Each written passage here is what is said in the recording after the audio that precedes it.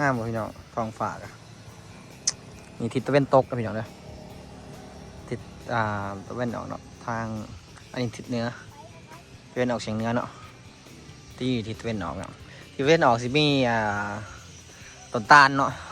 ถ้ายืนอยู่จุดนี้จะเห็นต้นตาลเนาะทิศตะเวนออกอันนี้ทิศตะเวนทิศตะเวนตกเฉียงใต้เนาะทางมากได้พี่น้องไหมยังลูกฮะยังลูก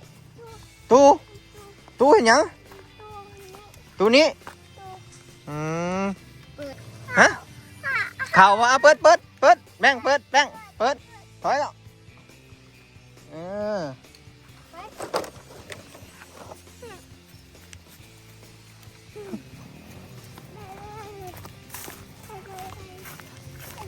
ยันตกน้องดิ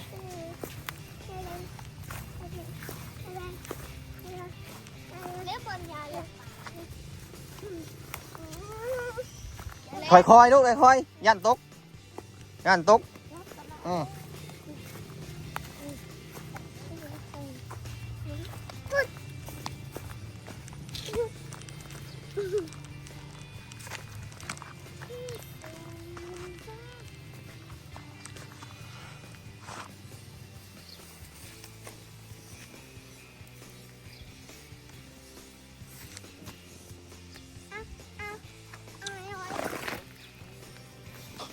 ตัวนี้เล่นหน่อยบาดแห้งจริงขอโทษขออภัยหลายเด้อน้องเด้อคันผู้ใดรับประทานอาหารกันมื้อนี้กำลังกันย่างได้พี่น้องเราเลี้ยงยังนะฮะปลายังนะ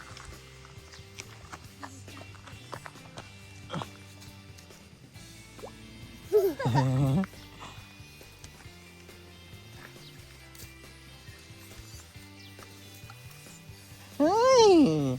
เห็ดยังโลม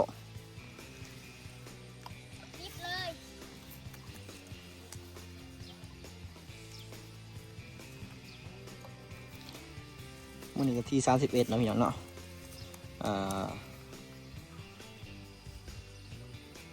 รวมมากกับประมาณ4 มื้อนี้เนาะพี่น้อง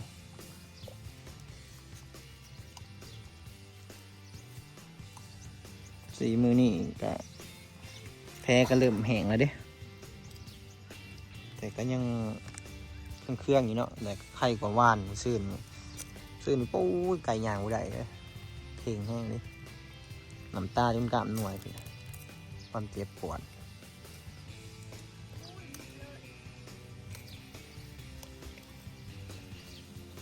เอาตัวนี้หูยุพอเจ็บเนี่ย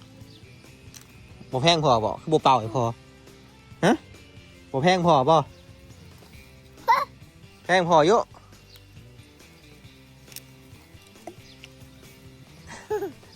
ฮะแพงพออยู่บ่แห้งยำได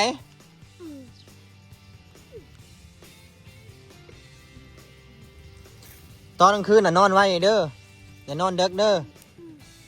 ไผบอกว่าโดย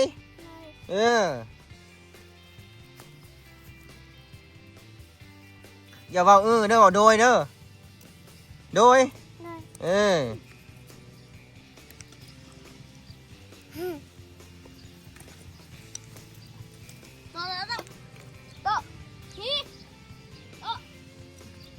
2 ปีปลายหน่อย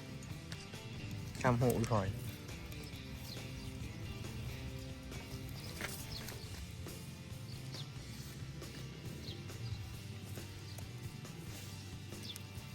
กำลังเฮียนเว้ากำลังหัดเว้าคำเดียว2 คำได้อยู่3 คำบ่ได้ครับ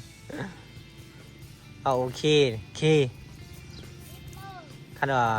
าบอนี่บ่เว้านะพี่น้องบอนี่มีแต่ว่า no ว่าไม่เนาะมีแต่ว่า no กันเลย no แล้ว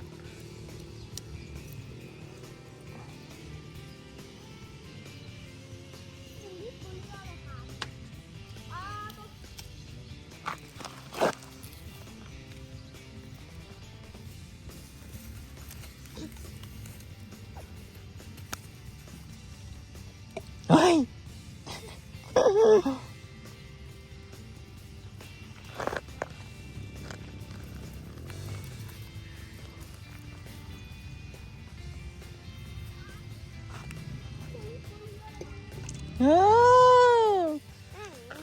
บงค์นี้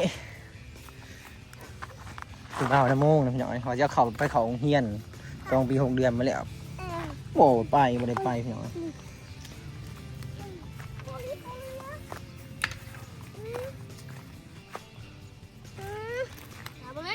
ขอบใจเลยว่าขอบคุณเด้อทุกคนเป็นห่วงเด้อเป็นห่วงมันง่ายเนาะไก่พาหลุดลมขอบมกขอบอกขอบใจหลายที่ยังกินหอดอยู่เทิงที่ยังเป็นห่วง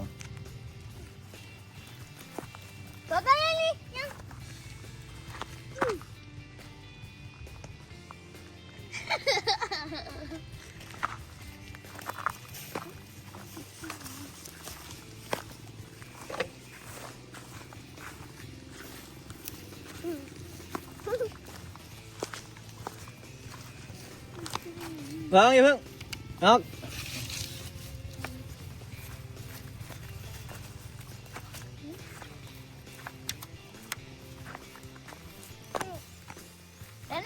ใครคนเดียวอย่าลงมาเด้อให้เนาะใครคนเดียวอย่าลงมาเด้อโอเคป่ะนี่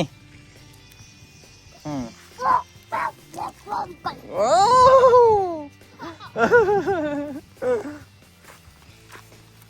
ว้าวดู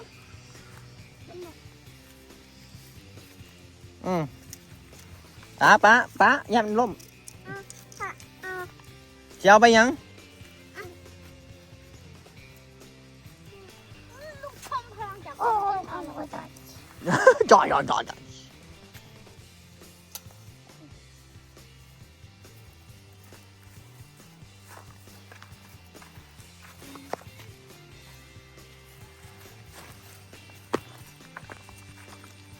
เลี้ยงยังปลาน่ะปลายังแบ่ง ลูกชมเราไปตกหารถ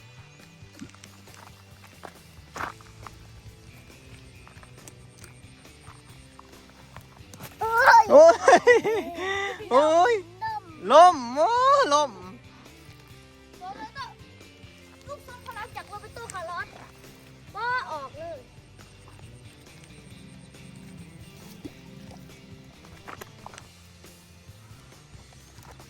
ลูกชม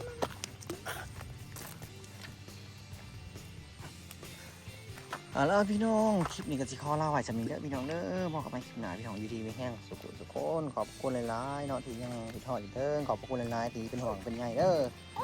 ก็ขอบใจอ้ายเนาะหรือว่าพ่อแม่เนาะที่ยังพอถามไทยเนาะก็ที่ยังเป็นห่วงเนาะเอาว่าอยู่ไกลก็ตามเนาะใจหลายๆสบายดีกันรู้ไหมสบายดีพอกันไหมดีพี่หันหน้ามาพี่ดีนะสบายดีไหมเออ ย่ำ ย่ำ